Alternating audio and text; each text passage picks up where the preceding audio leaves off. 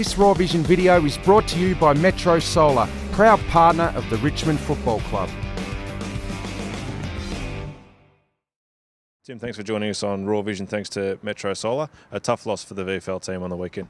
Yeah, it was a tough loss. We've been in really good form over the last 3 or 4 weeks, playing two of the top 4 sides in the comp. And when we came out in the first quarter, Coburg really hit us hard from the start.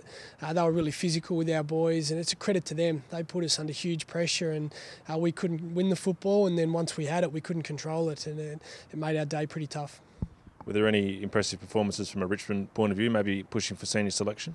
Yeah, there's a few boys at the moment that are playing good footy. Dave Asprey continues to win critical contests. He's been playing mainly forward over the last couple of weeks. He has stints down back, and he's ready if a spot opens up with one of our keys at any stage. Matty D, another defender that continues to play well week in, week out.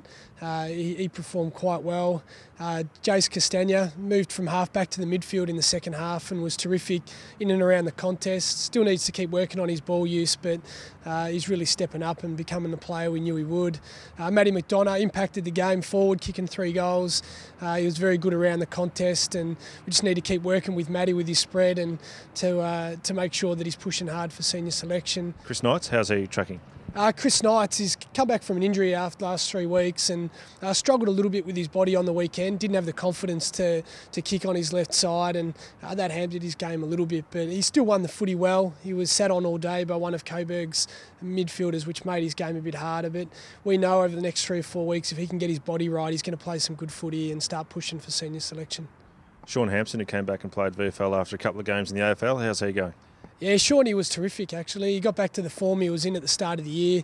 He was a little bit sore in the last couple of games when he played for us, and after having a bit of a break, playing senior footy and then coming back, he dominated the ruck contests all day, gave our midfielders first use, and the best thing about his game was he was involved in 15 to 20 critical contests around the ground and pulled down 5 big marks. So we're really pleased with how Sean's going.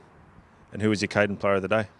This week, the Caden player of the day has to go to Jace Castagna. After getting upgraded last week, he's been in terrific form. He's been training hard, doing all the right things on and off the track, and to go out there and play a game at half back and through the midfield, get over 30 touches, he's very deserving of the Caden player of the day.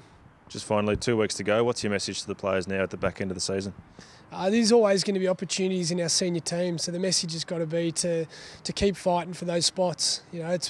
Our senior team is pushing hard for finals football, and if they want to be a part of it, they've got to play really good football. So we're looking for some competitive performance from our boys, but there's always an opportunity on the end of it, so it should drive the players. Thanks for your time, mate. Thanks, mate. Thanks, mate.